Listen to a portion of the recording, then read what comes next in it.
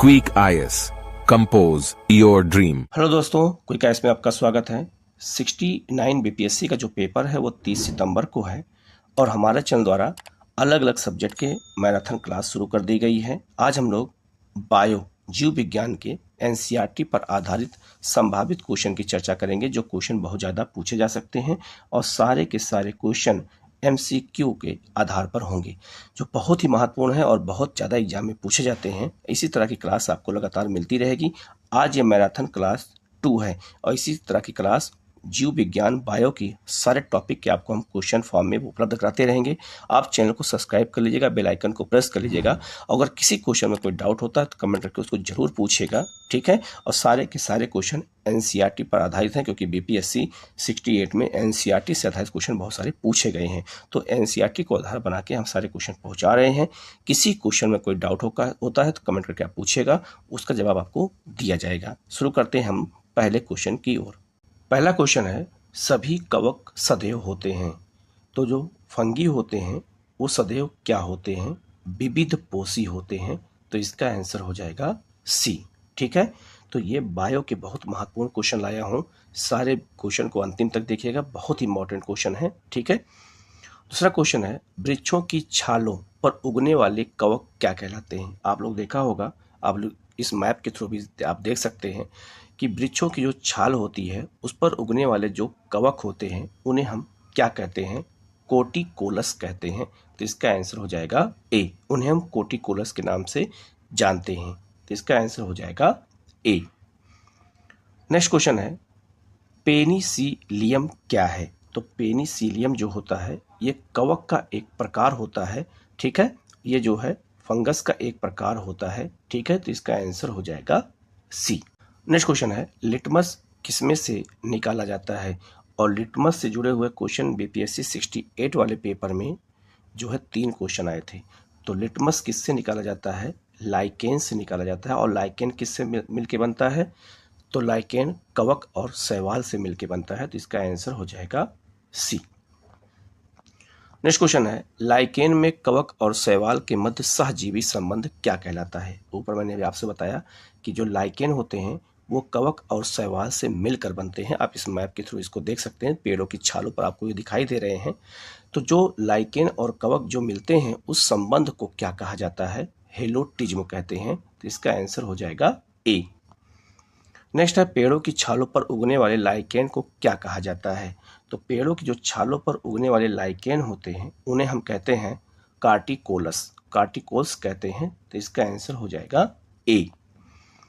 Next है, चट्टानी स्तरों पर लाइकेन विकास को क्या कहा जाता है? जैसे आप इस मैप के थ्रू देख सकते हैं, अगर चट्टानों पर लाइकेन का विकास होता है तो उसको क्या कहा जाता है? उसको कहते हैं सेक्सिकोलस, उसे हम सेक्सिकोलस के नाम से जानते हैं। तो इसका आंसर हो जाएगा बी। तो आप इस मैप के थ्रू इसको आसानी से समझ सकते हैं। नेक्स्ट है, जापान में लोग किस लाइकेन को सब्जी के रूप में खाते हैं? तो जापान में किस लाइकेन को लोग सब्जी के रूप में इस्तेमाल करते हैं? तो इसका जो आंसर है वो हो जाएगा सी, एंडोकार्पन। एंडोकार्पन नामक जो है लाइकेन होता है जिसको जापान में सब्जी के रूप में इस्तेमाल किया जाता है। तो इसका आंसर हो जाएगा सी। नेक्स्ट है, विषाणु क्या है? तो विषाणु जो वायरस होते हैं वो क्या होते हैं? तो ये जो है एक तरह के अकोषीय जीव होते हैं। तो इनका आंसर हो जाएगा बी। नेक्स्ट है, तेल प्रदूषण के नियंत्रण में प्रयुक्त होने वाला सुपर बग क्या होता है? इसका मतलब यह हुआ, आप ये मैप के थ्रू देख सकते हैं कि समुद्रों में जो है तेल का रिसाव हो जाता है तल के ऊपर। आप इस मैप के थ्रू देख सकते हैं।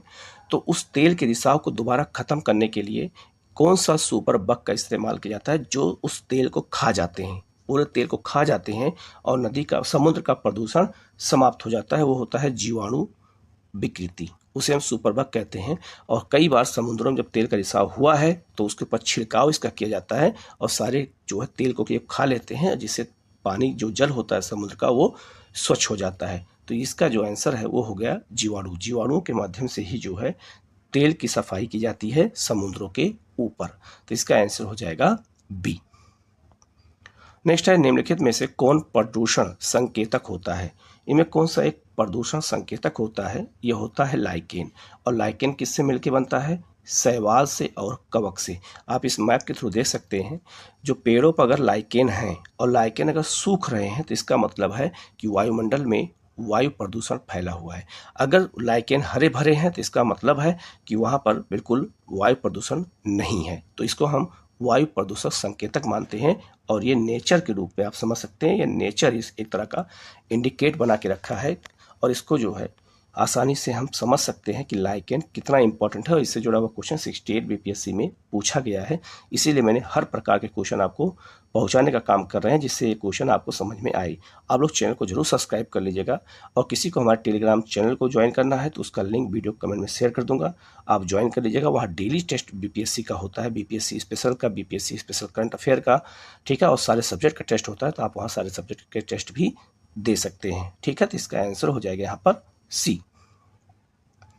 नेक्स्ट है, निम्नलिखित में से किसे जैविक खाद के रूप में प्रयुक्त किया जाता है। जैविक खाद के रूप में हम जो है किसे प्रयोग करते हैं, तो एजोला को प्रयोग करते हैं, तो इसका आंसर हो जाएगा बी। और एजोला एक तरह का शैवाल होता है और इसको हम जैविक खाद के रूप में इस्तेमाल भी करते हैं। नेक्स्ट है, निम्नलिखित में से कौन सा जैविक नाइट्रोजन निर्धारण से संबंधित है। इसमें ऐसा कौन सा एक जैविक है जो नाइट्रोजन को मिट्टी में मिलाने का काम करता है, तो इसका आंसर हो जाएगा सी, नील हरित शैवाल। नीला हरित शैवाल जो होता है उसे हम ब्लू ग्रीन एल्गी कहते हैं और ये जो है नाइट्रोजन निर्धारण में योगदान देता है, तो इसका आंसर हो जाएगा सी। नेक्स्ट है, पुष्पों का अध्ययन क्या कहलाता है। जो फूल होते हैं उनके अध्ययन को हम क्या कहते हैं, तो एंथ्रोलॉजी कहते हैं, तो इसका आंसर हो जाएगा ए। नेक्स्ट है, संसार का सबसे छोटा पुष्प कौन है।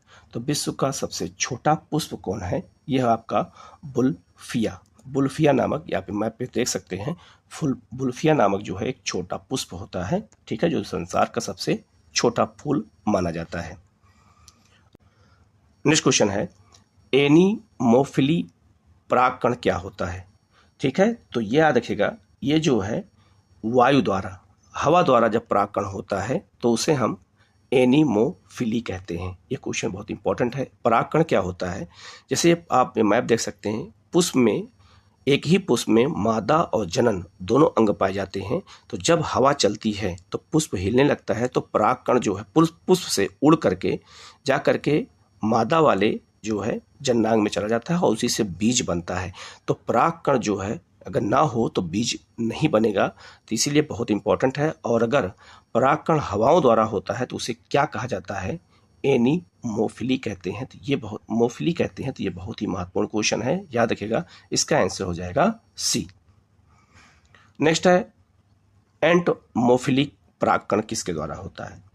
एंटोमोफिल परागकण किसके द्वारा किया जाता है, ये कीटों के द्वारा होता है। अगर पौधों पर कीट बैठे हैं और उड़ते हैं तो पौधे हिलने लगते हैं, तो उससे भी परागकण होता है, तो उसे हम क्या कहते हैं, एंटोमोफिल कहते हैं। तो वो याद रखिएगा, ये कीटों द्वारा होता है, तो इसका आंसर हो जाएगा बी। नेक्स्ट है, चमगादड़ों द्वारा परागकण क्या कहलाता है। अगर चमगादड़ों द्वारा परागकण होता है, अगर कोई चमगादड़ किसी पेड़ पर बैठता है या वृक्ष पर या फिर किसी झाड़ी नुमा पेड़ पर बैठता और उड़ता है, तो उससे परागकण जो होता है उसे हम क्या कहते हैं, उसे कहते हैं, उसका नाम है, आंसर है सी। और इसका नाम क्या है, चिरेस्टरोफिली, तो इसका आंसर हो जाएगा सी, ठीक है। तो इस तरह के क्वेश्चन कठिन कठिन आजकल पूछे जाने लगे हैं, तो हमारा भी प्रयास यही है कि ऐसे क्वेश्चन दिया जाए जिससे आपका जो है पेपर क्लियर हो जाए। नेक्स्ट क्वेश्चन है, जूफिली परागकण होता है किससे। तो जूफिली परागकण जो होता है वो किससे होता है, वो जंतुओं द्वारा होता है। जब किसी क्षेत्र में फूल वाला घास के क्षेत्र में जंतु जब चलते हैं तो उसके से भी पेड़ पौधे हिलते हैं, तो उसको हम जूफिली परागकण कहते हैं, तो इसका आंसर हो जाएगा ए, ठीक है। नेक्स्ट है, पक्षियों द्वारा परागकण की प्रक्रिया को क्या कहा जाता है। अगर पक्षी कहीं परागकण करने में योगदान देते हैं तो उसको क्या कहते हैं, उसको कहते हैं आर्निथोफिली, आर्निथोफिली कहते हैं, तो इसका आंसर हो जाएगा बी, ठीक है। नेक्स्ट है, जल द्वारा परागकण क्या कहलाता है। अगर जल द्वारा परागकण होता है तो उसको क्या कहते हैं, तो मैंने हर सबको मेंशन कर लिया है, उसको कहते हैं हाइड्रोफिली, हाइड्रोफिली कहते हैं जब जल द्वारा परागकण होता है, तो इसका आंसर हो जाएगा बी। नेक्स्ट है, जो परागकण बंद पुष्पों में होता है वो क्या कहलाता है। अगर बंद पुष्प हैं और उसमें परागकण होता है तो उसे क्या कहते हैं? उसको कहते हैं क्लीस्टोगेमी। इसका आंसर हो जाएगा ए। ठीक है। नेक्स्ट है घोंघे द्वारा परागकण क्या कहलाता है? जो घोंघे होते हैं वो भी चलते हैं और उनके द्वारा जो परागकण होता है उसको क्या कहते हैं? तो उसको कहा जाता है मेलोकोफिली। मेलेकोफिली कहते हैं। इसका आंसर हो जाएगा सी। नेक्स्ट है सुगंधित पुष्पों में परागकण किसके द्वारा होता है? तो सुगंधित जो पुष्प होते हैं उसमें परागकण कीटों द्वारा होता है। तो इसका आंसर हो जाएगा सी, क्योंकि कीट उससे बैठते हैं और रस चूसने के लिए, तो उससे जो होता है परागकण खासकर सुगंधित फूलों में। तो इसका आंसर हो जाएगा सी। नेक्स्ट है वर्गीकरण की सबसे छोटी इकाई क्या होती है? जब हम वर्गीकरण करते हैं तो उसकी सबसे छोटी इकाई होती है जाति। तो इसका आंसर हो जाएगा सी। नेक्स्ट है सबसे लंबा जीवित वृक्ष कौन है? तो सबसे लंबा जीवित वृक्ष कौन सा है? तो इसका आंसर हो जाएगा बी, सिकुला। सिकुला नामक जो पेड़ होता है वो विश्व का सबसे लंबा वृक्ष होता है। आप इस मैप के थ्रू इसको देख सकते हैं। ठीक है। और ये बहुत ही बहुत महत्वपूर्ण जो है पेड़ होते हैं और यह पर्यटन के लिए भी बहुत महत्वपूर्ण है। इनको लोग देखने जाते हैं। ठीक है। नेक्स्ट है लौंग क्या है? जो लौंग है आप ये देखिएगा, हमारे घरों में किचन में लौंग का इस्तेमाल किया जाता है तरह तरह के काढ़ा बनाने में या दवा बनाने में या सब्जी बनाने में। तो लौंग क्या होते हैं? ठीक है। ये क्वेश्चन बहुत सिंपल है और ये सूखे फूल होते हैं। आप इस मैप के थ्रू देख भी सकते हैं। लौंग एक तरह के सूखे फूल होते हैं। तो इसका आंसर हो जाएगा सी। नेक्स्ट है अफीम प्राप्त किससे किया जाता है? तो अफीम जो है ये अफगानिस्तान में बहुत ज़्यादा होता है, ईरान में होता है, पाकिस्तान में होता है और भारत के जो है उत्तर प्रदेश के बाराबंकी में होता है। और भारत में अफीम का कारखाना गाजीपुर में उत्तर प्रदेश में लगाया गया है। तो बिना पके फल के लेक्टस से प्राप्त किया जाता है क्या? अफीम। आप ये मैप के थ्रू देख सकते हैं। अफीम के पेड़ में जो फल होते हैं उस पर चीरा लगाया जाता है और फिर दूध जो निकलता है वही सूख जाता है। तो सुबह उसी को जो है निकाल लिया जाता है। तो सूखे आधा पके फल होते हैं उसी को चीरा मार करके और उसी से हम अफीम प्राप्त करते हैं। तो इसका आंसर हो जाएगा सी। ठीक है। नेक्स्ट है कुनेन सिनकोना पादप के किस भाग में प्राकृतिक रूप से पाई जाती है? कुनेन जो है सिनकोना नामक पादप से किस रूप में पाई जाती है या कहाँ पाई जाती है? तो इसका जो आंसर है वो हो जाएगा सी, छाल से जो है ये पाया जाता है। इससे मलेरिया की दवा भी बनती है। नेक्स्ट है दालें किसका एक अच्छा स्रोत मानी जाती हैं? जो हम लोग दाल खाते हैं वो प्रोटीन का सबसे अच्छा स्रोत माना जाता है। तो भारत दाल के निर्यात में भी नंबर 1 पर है और आयात में भी, जब उपभोग में भी नंबर 1 पर है। हम ज़्यादा आयात भी करते हैं और सबसे ज़्यादा दाल खाते भी हैं पूरे दुनिया में। ठीक है। उपभोग भी करते हैं। तो इसका आंसर हो जाएगा ए, प्रोटीन। नेक्स्ट है तारपीन का तेल प्राप्त किससे किया जाता है? तो तारपीन का जो तेल होता है इसे पेंटिंग में इसका इस्तेमाल करते हैं, घरों को पेंट करने में इस्तेमाल करते हैं और ये चील के लकड़ी से प्राप्त किया जाता है। तो इसका आंसर हो जाएगा सी। और चील की लकड़ी कहाँ पाई जाती है? ये पर्वतों पर पाई जाती है, हिमालय के क्षेत्र में। तो इसका आंसर हो जाएगा सी। नेक्स्ट है गाजर का रंग किसकी मौजूदगी के कारण लाल होता है? गाजर अगर लाल होता है तो किसके कारण होता है? उसमें कौन सा ऐसा जो है तत्व पाया जाता है जिसके कारण वो लाल होता है? तो यह है आपका सी, कैरोटीन के कारण गाजर का रंग लाल होता है। तो इसका आंसर हो जाएगा सी। नेक्स्ट क्वेश्चन है पपीते में पीले रंग का क्या कारण है? तो उसको यह है सी, कैरिका जैंथिन के कारण पपीते का रंग पीला होता है। तो इसका आंसर हो जाएगा सी। ये सब क्वेश्चन आपसे एग्जाम में पूछे जाएंगे। नेक्स्ट क्वेश्चन है मिर्च की तीव्रता का कारण क्या होता है? ठीक है। तो इसका आंसर हो जाएगा बी, कैप्सेइसिन। ठीक है। कैप्सेइसिन के कारण जो है मिर्च तीखी हो जाती है। तो इसका आंसर हो जाएगा बी। ठीक है। नेक्स्ट है बीज फूलते हैं जब जल में रखे जाते हैं। अगर हम जल में बीज रख देते हैं, जैसे चना रख देते हैं या कोई और बीज रखते हैं पानी में, तो फूल जाते हैं। तो उसका फूलने का कारण क्या है? अंतःशोषण के कारण। वो अंतःशोषण करते हैं और इसी कारण बीज फूल जाते हैं, जैसे चना। ठीक है। तो इसका आंसर हो जाएगा बी। ये सारे क्वेश्चन बहुत व्यवहारिक क्वेश्चन पूछे जा सकते हैं। नेक्स्ट है लकड़ी के बने दरवाजों का वर्षा ऋतु में फूलना होता है। आप देखिएगा जब वर्षा ऋतु आती है तो लकड़ी के दरवाजे जब बंद करते हैं तो बहुत कठिनाई से खुलते हैं। तो उनके फूलने का कारण क्या होता है? तो वो टाइट बहुत खुलते हैं। तो उनके फूलने का जो कारण होता है वो हो जाएगा अंतःशोषण के कारण।